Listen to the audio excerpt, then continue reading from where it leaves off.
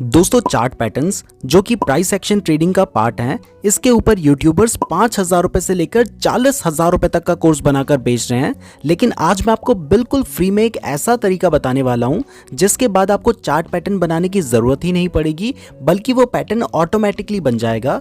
लेकिन जैसे आपको ऑटोमेटिक कार के साथ साथ मैनुअल कार चलानी भी आनी चाहिए, वैसे ही भले ही आप ऑटोमेटिकली चार्ट पैटर्न बना सकते हैं, लेकिन आपको मैनुअली चार्ट पैटर्न बनाने भी आने चाहिए। इसलिए आज की वीडियो में मैं आपको ट्रायंगल चार्ट पैटर्न, जो कि सबसे ज्यादा यूज होने वाला चार्ट पैटर्न है, उसको ड्रॉ और ट्रेड करना सिखाऊंगा। उसके बाद मैं आपको बताऊंगा कि आप ऑटोमेटिकली ट्रायंगल पैटर्न कैसे बना सकते हैं ताकि आपको ज्यादा मेहनत ना करनी पड़े। इस वीडियो में हमने बहुत सारी बेसिक इन्फॉर्मेशन भी बताई है, क्योंकि ये वीडियो हमने इस विजन के साथ बनाई है कि जिस व्यक्ति को टेक्निकल एनालिसिस की कोई भी नॉलेज नहीं है, वो भी इस वीडियो को देखकर ट्रायंगल पैटर्न को सीख जाएगा। तो हमारी रिक्वेस्ट है कि आप बेसिक इन्फॉर्मेशन को भी ध्यान से सुने। और इस वीडियो में हमारे व्यूअर्स के लिए दिवाली गिफ्ट भी है, तो वीडियो को पूरा जरूर देखिएगा। तो चलिए दोस्तों, इस वीडियो को शुरू करते हैं। तो दोस्तों, प्रोफेशनल ट्रेडर्स और फाइनेंशियल एनालिस्ट का मानना है कि शेयर की जो प्राइस है ना, वो एक पैटर्न में मूव करती है और ये पैटर्न्स बार बार रिपीट होते हैं। तो अगर आप इन पैटर्न्स को आइडेंटिफाई करना सीख जाते हैं, तो आप इससे शेयर की फ्यूचर प्राइस को फोरकास्ट कर सकते हैं और उस फोरकास्ट के बेसिस पर आप ट्रेड करके रेगुलर प्रॉफिट अर्न कर सकते हैं। तो इस आइडिया के बेसिस पर आज शेयर मार्केट में 60 से ज्यादा चार्ट पैटर्न्स हैं जिनका यूज ट्रेडिंग के लिए किया जाता है। इन चार्ट पैटर्न्स के बहुत सारे फैंसी और अनसाइंटिफिक नाम हैं, जैसे कि double top, double bottom, rising veg, triangle pattern etcetera. पर ये सभी सिंपल सपोर्ट, रेजिस्टेंस और ट्रेंड लाइन पर बेस्ड हैं और इसमें सबसे ज्यादा रिपीट होने वाला जो पैटर्न है वो है ट्रायंगल पैटर्न, जिसके बारे में आज हम सीख रहे हैं। तो दोस्तों, ट्रायंगल पैटर्न को सीखने से पहले मैं आपके कुछ बेसिक्स क्लियर कर देना चाहता हूं ताकि आपको ट्रायंगल पैटर्न अच्छे से समझ आए। तो दोस्तों, मान लो एक स्टॉक है जिसकी प्राइस 2300 रुपए से बढ़ना स्टार्ट हुई और बढ़ते बढ़ते 2800 रुपए तक गई। 2800 रुपए जाने के बाद उसकी प्राइस गिरना स्टार्ट हुई और गिरते गिरते वापस 2300 रुपए के आसपास आई। आसपास मतलब 10-15 रुपए ऊपर नीचे हो सकता है। फिर 2300 रुपए आने के बाद वापस उसकी प्राइस दोबारा बढ़ना स्टार्ट हुई और बढ़कर दोबारा 2800 रुपए तक गई। अब 2800 रुपए से दोबारा उसकी प्राइस गिरना स्टार्ट हो गई और गिरते गिरते 2300 रुपए तक आई। अब जब दोबारा प्राइस 2300 रुपए तक आई है ना, तो यहाँ पे बहुत सारे लोगों को लगेगा कि यार एक बार और इससे पहले बार भी प्राइस 2300 रुपए आने के बाद वापस बढ़ गई है, तो चांसेस है कि यहाँ से भी बढ़ जाएंगी। तो यहाँ पर बहुत सारे लोग बाय करेंगे। अब जब बहुत सारे लोग बाय करेंगे तो उस स्टॉक की डिमांड बढ़ेगी और डिमांड बढ़ेगी तो वापस प्राइस बढ़ने लग जाएगी। अब प्राइस बढ़ के वापस जब 2800 रुपए के आसपास तक जाएगी, तो यहाँ पे जिन लोगों ने 2300 रुपए में बाय किया था ना, वो लोग सोचेंगे कि यार पहले भी 2 बार 2800 से इसकी प्राइस गिर गई है, तो जब 2800 के आसपास तक प्राइस जाएगी तो वहां पर जिन लोगों ने 2300 में बाय किया होगा वो लोग सेल करना स्टार्ट कर देंगे। तो जब वो सेल करेंगे तो इससे सप्लाई बढ़ जाएगी और सप्लाई बढ़ेगी तो प्राइस गिरना स्टार्ट हो जाएगी। तो वो रेंज जहां पर इन्वेस्टर्स को लगता है कि इस स्टॉक की प्राइस काफी गिर चुकी है और यहां से प्राइस बढ़ सकती है और वहां पर बहुत सारे इन्वेस्टर्स या ट्रेडर्स बाय करना शुरू कर देते हैं, तो उस रेंज को सपोर्ट रेंज माना जाता है या फिर सपोर्ट माना जाता है। और वो रेंज जहां पर ट्रेडर्स को लगता है कि इस स्टॉक की प्राइस काफी बढ़ चुकी है, पहले भी यहां से कई बार प्राइस गिरी है, और वो सेल करना स्टार्ट कर देते हैं और सेल करने की वजह से उस स्टॉक की सप्लाई बढ़ जाती है, जिसकी वजह से उसकी प्राइस गिरना स्टार्ट हो जाती है। तो जिस रेंज में ऐसा होता है उस रेंज को रेजिस्टेंस माना जाता है। तो जो सपोर्ट एंड रेजिस्टेंस का कंसेप्ट है, ये तो शायद आपको पहले से भी पता रहा होगा। तो अब समझते हैं कि ब्रेकआउट क्या होता है। तो दोस्तों, ऐसा नहीं है कि शेयर की जो प्राइस है वो बार बार 2800 जाने के बाद 2300 पे आ जाएगी और ऊपर बढ़ेगी नहीं। अगर ऐसा होता कि शेयर जो है वो एक ही रेंज में बार बार ट्रेड कर रहा होता, फिर तो ट्रेडिंग करना बहुत आसान हो जाता।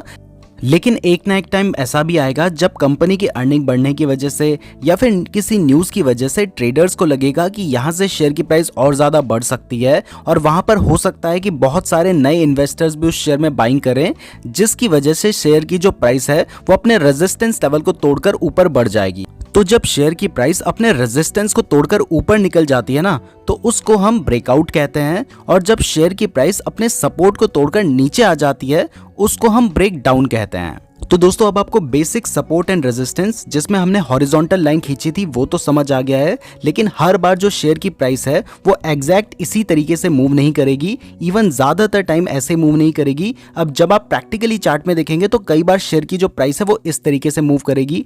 तो जब प्राइस इस तरीके से मूव करेगी तो यहाँ पे आप हॉरिजॉन्टल लाइन नहीं खींच सकते हैं, क्योंकि हॉरिजॉन्टल लाइन खींचने के लिए यहाँ पे कोई भी दो सपोर्ट या फिर कोई भी दो रेजिस्टेंस का एक लाइन में होना जरूरी है, जबकि यहाँ पे सभी जो सपोर्ट और रेजिस्टेंस है वो अलग अलग जगह पर हैं। तो इस जगह पे आप ट्रेंड लाइन ड्रॉ कर सकते हैं, और ट्रेंड लाइन ड्रॉ करने के लिए जो S1 और S2 है, यानी कि जो लोएस्ट पॉइंट है और जहाँ पे उसने सपोर्ट लिया है, उनको मिलाकर एक लाइन खींच सकते हैं। और जितने ज्यादा पॉइंट्स को आप मिलाएंगे वो उतना बेटर होगा। और इसी तरीके से सभी रेजिस्टेंस को मिलाकर भी आप एक लाइन ड्रॉ कर सकते हैं। और जब आप इस तरीके से एक लाइन ड्रॉ कर लेते हैं और उसके बाद अगर शेयर की प्राइस ऊपर को ब्रेकआउट दे देती है तो वो ब्रेकआउट होता है, और अगर नीचे को आती है तो वो ब्रेक डाउन होता है।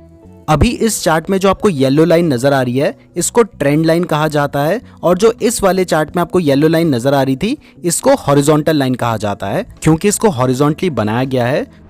तो दोस्तों अब आपके बहुत सारे बेसिक्स क्लियर हो चुके हैं। अगर आप candlestick pattern, chart pattern, support resistance के बारे में और सीखना चाहते हैं तो आप कोको एफएम पर how to make money with breakout trading book summary को सुन सकते हैं।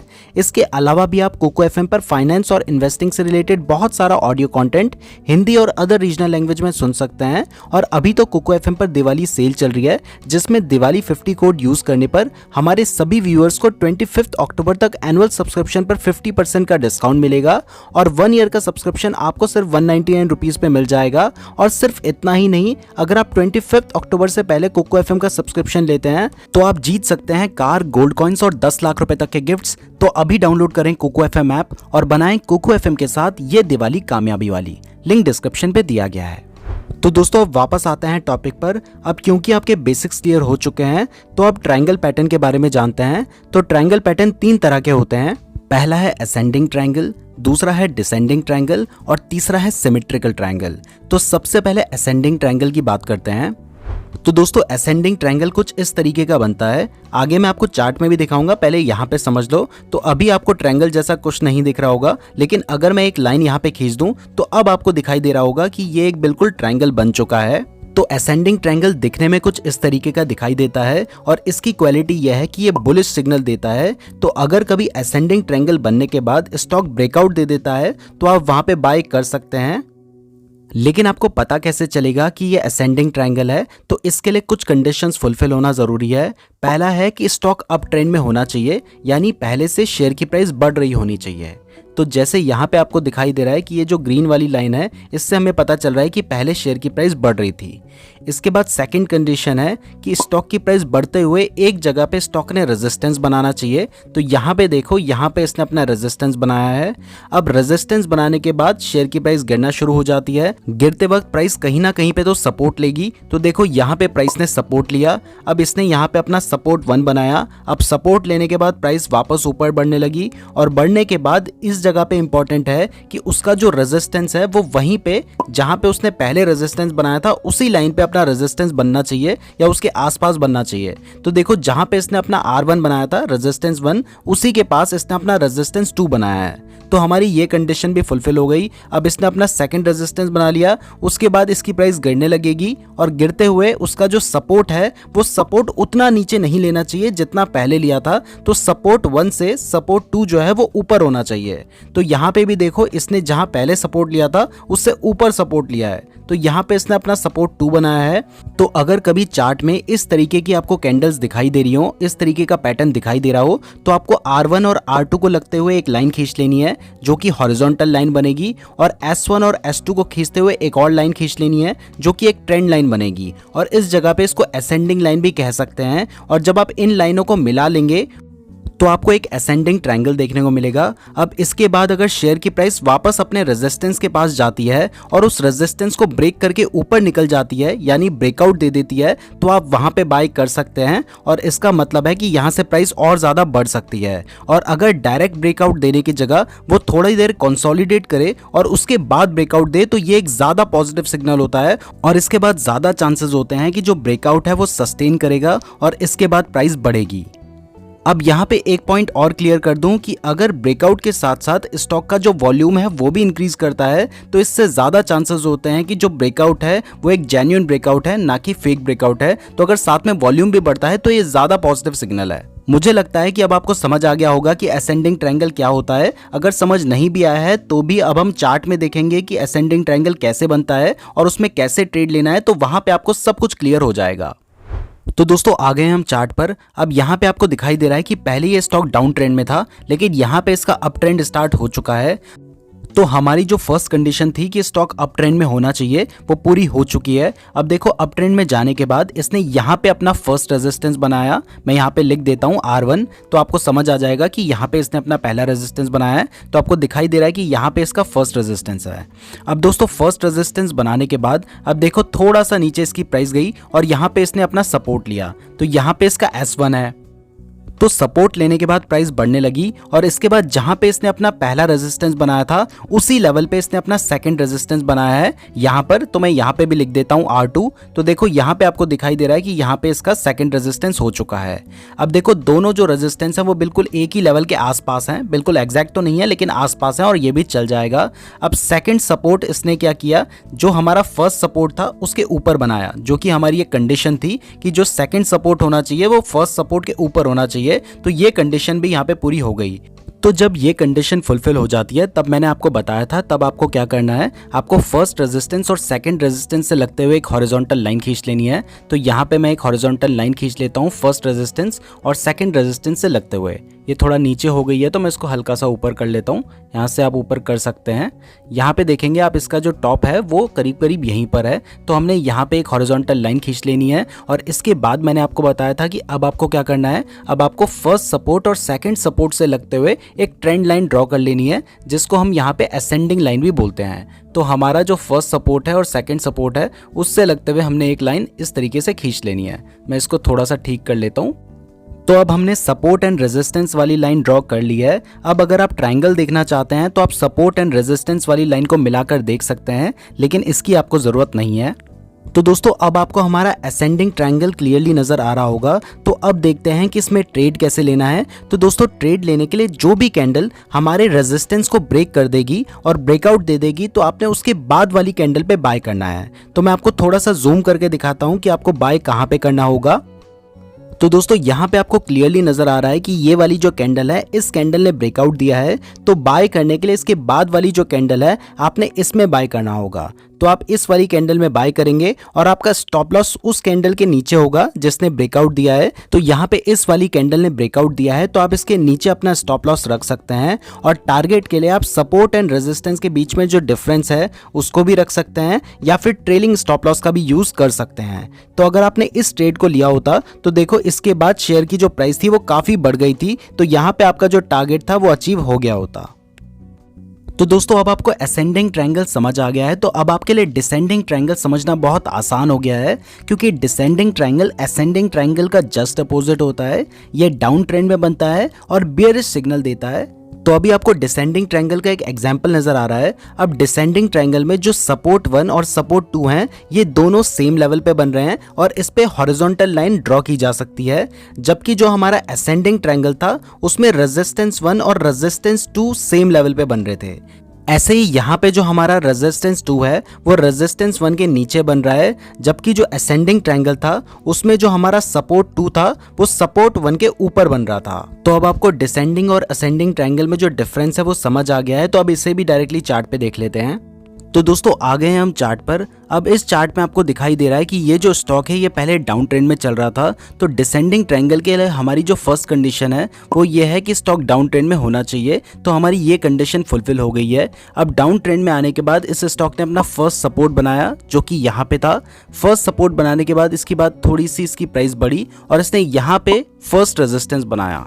अब फर्स्ट रेजिस्टेंस बनाने के बाद प्राइस वापस गिरने लगी और इसने जहां पहले सपोर्ट बनाया था ठीक उसी लेवल पे इसने अपना सेकंड सपोर्ट भी बनाया, जो कि यहाँ पे है, आपको दिखाई दे रहा है। अब ये सेकंड सपोर्ट बनाने के बाद इसकी प्राइस वापस बढ़ने लगी और इसने अब यहाँ पे रेजिस्टेंस बनाया, जो कि रेजिस्टेंस 1 से नीचे था। तो ऐसे हमारी डिसेंडिंग ट्रायंगल बनने की जो सारी कंडीशंस हैं वो फुलफिल हो चुकी हैं। अब इसके बाद आपको क्या करना है, आपको जो सपोर्ट है वहां पे एक हॉरिजॉन्टल लाइन ड्रॉ करनी है और जो हमारा रेजिस्टेंस है वहां पे एक ट्रेंड लाइन ड्रॉ करनी है। जब आप ये लाइंस ड्रॉ कर लेंगे तो आपको क्लियरली डिसेंडिंग ट्रायंगल नजर आ जाएगा। इसके बीच में जो लाइन ड्रॉ की गई हैं वो सिर्फ आपको समझाने के लिए की गई हैं, उनसे आपका कोई मतलब नहीं है। तो अब आपको दिखाई दे रहा है कि हमारा डिसेंडिंग ट्रायंगल बन चुका है।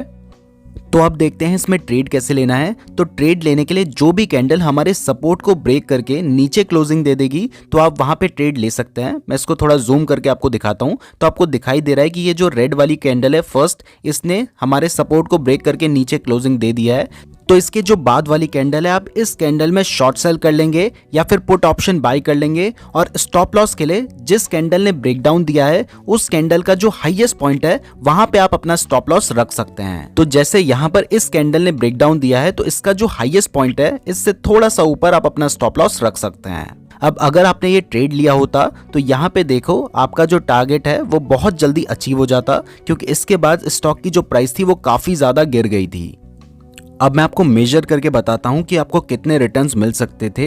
तो अगर हम इसको मेजर करें तो यहाँ पे आपको दिखाई दे रहा है कि आपको लगभग 12% के रिटर्न मिलते अगर आपने ये ट्रेड लिया होता। तो यहाँ पर मैं टारगेट के बारे में बताना भूल गया था। तो टारगेट के लिए जितना रेजिस्टेंस और सपोर्ट के बीच में डिफरेंस है, आप उतना ही टारगेट नीचे लेकर चल सकते हैं, या फिर आप ट्रेलिंग स्टॉप लॉस का यूज भी कर सकते हैं। तो यहाँ पे आपको दिखाई दे रहा है कि रेजिस्टेंस और सपोर्ट के बीच में 9% का डिफरेंस है, लेकिन अगर आपने ट्रेड लिया होता तो यहाँ पे 12% के आपको रिटर्न्स मिल सकते थे, तो आपका टारगेट इजीली अचीव हो जाता।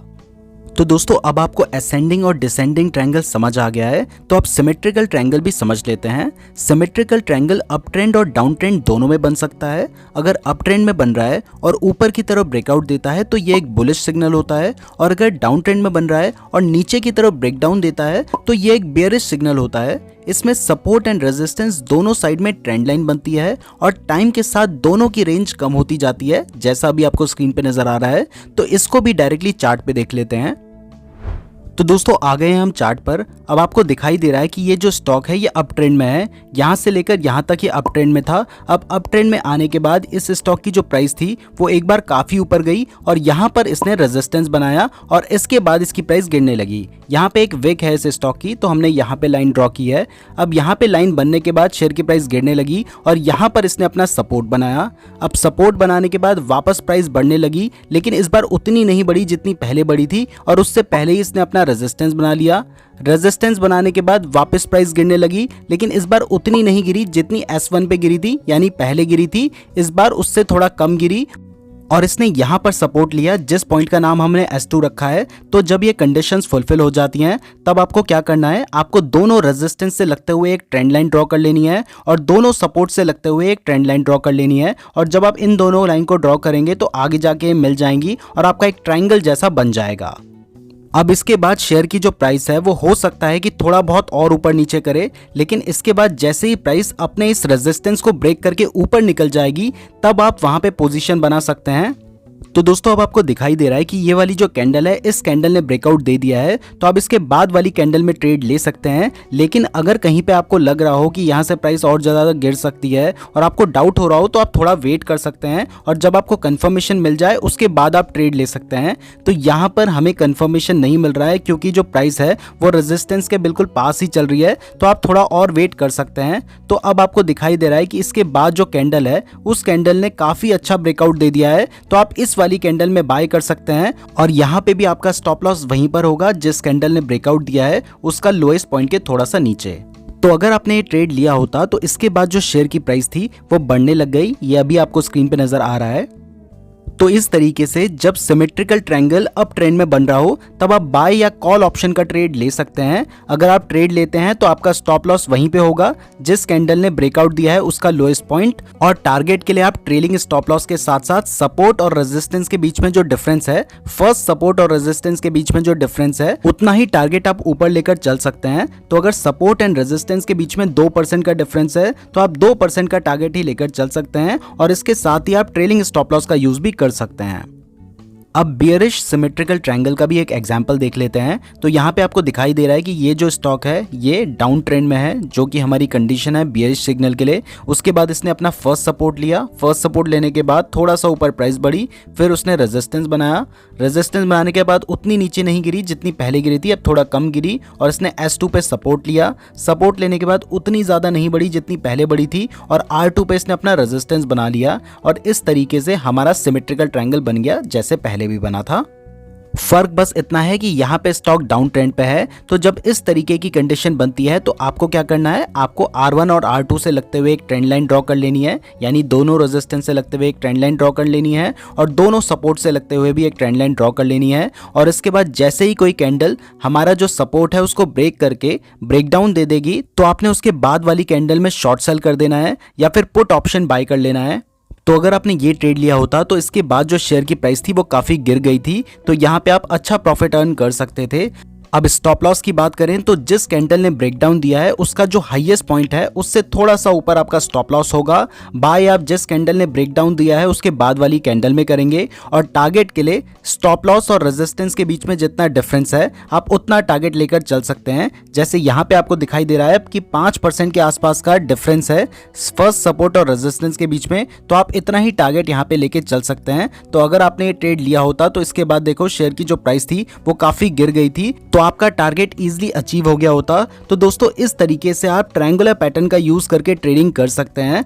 अब क्योंकि आपने यहाँ तक वीडियो देखी है तो मैं आपको एक ऐसा तरीका भी बता रहा हूँ जिससे आपको कई बार चार्ट पैटर्न बनाने की ही जरूरत नहीं पड़ेगी, चाहे वो ट्रायंगल पैटर्न हो या फिर कोई और पैटर्न हो। तो क्योंकि यहाँ पे मैं ट्रेडिंग व्यू का यूज कर रहा हूँ तो यहाँ पे ना जो इंडिकेटर्स का ऑप्शन है, इस ऑप्शन के अंदर बहुत सारे ऑप्शंस देखने को मिल रहे हैं। इंडिकेटर है, स्ट्रैटेजीज है, वॉल्यूम प्रोफाइल है, लेकिन यहाँ पे एक ऑटो का भी ऑप्शन ऐड हुआ है जिसपे आपको बहुत सारे चार्ट पैटर्न देखने को मिल जाएंगे और यहाँ पे ट्रायंगल चार्ट पैटर्न भी है। तो जैसे ही आप इस पर क्लिक करेंगे तो ऑटोमेटिकली वो चार्ट पैटर्न आपके चार्ट में बन जाएगा।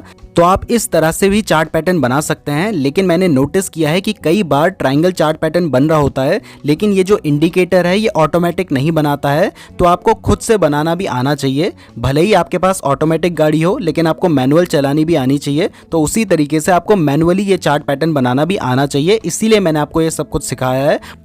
अब इसी के साथ मैं आपको एक और इम्पॉर्टेंट चीज़ भी बता देता हूं। तो जो यहाँ पे इंडिकेटर का ऑप्शन है इसके अंदर एक वॉल्यूम का भी ऑप्शन होता है। अगर आपको सिंपली नहीं मिल रहा है तो आप सर्च कर सकते हैं वॉल्यूम। तो जब आप वॉल्यूम पे क्लिक कर देते हैं तो ऐसे हर शेयर की जो वॉल्यूम है वो उसके नीचे आ जाती है, मतलब उस दिन कितनी क्वांटिटी ट्रेड हुई है। तो अगर ब्रेकआउट जहाँ पे हो रहा है उसके साथ ही वॉल्यूम भी इंक्रीज हो रहा है तो वहां पे जो ब्रेकआउट है ना उसके सस्टेन करने के चांसेस बढ़ जाते हैं। अगर ब्रेकआउट होने के साथ साथ वॉल्यूम ना बढ़ रहा हो तो वहां पे फेक ब्रेकआउट होने के चांसेस भी होते हैं। तो इस बात का भी ध्यान रखिएगा। यहाँ पर मैं आपको एक बात और क्लियर करना चाहता हूँ कि जब भी आप कोई स्ट्रैटेजी सीखते हो, चाहे कहीं से भी सीखते हो ना, तो उसके बाद डायरेक्टली उसको मार्केट में अप्लाई मत करो। ये मत सोचो कि आपके हाथ में कोई जादू की छड़ी लग गई है जिससे पैसा ही पैसा आएगा।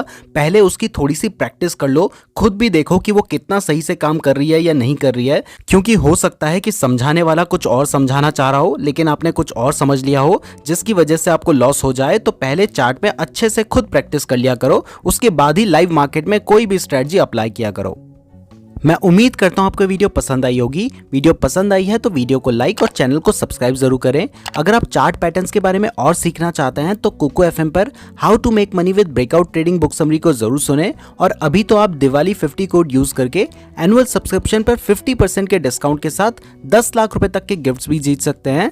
शेयर मार्केट में इन्वेस्ट करने के लिए बेस्ट डीमैट अकाउंट खुलवाना चाहते हैं तो इस वीडियो के डिस्क्रिप्शन में मैंने आपको एंजल वन का लिंक दिया है, वहां से आप अपना बिल्कुल फ्री डीमैट अकाउंट खुलवा सकते हैं। शेयर मार्केट से रिलेटेड डेली फ्री अपडेट्स के लिए हमारे टेलीग्राम चैनल को भी जरूर ज्वाइन करें, लिंक डिस्क्रिप्शन पे दिया गया है। अगर आप ऑप्शंस ट्रेडिंग करते हैं तो आपके लिए ऑप्शन चेन एनालिसिस सीखना भी जरूरी है। इसको सीखने के लिए राइट वाली वीडियो पर क्लिक करें। अगर आपने यहां तक वीडियो देखी है तो आप हमारे लिए बहुत ज्यादा स्पेशल हैं, कमेंट करके जरूर बताएं। धन्यवाद।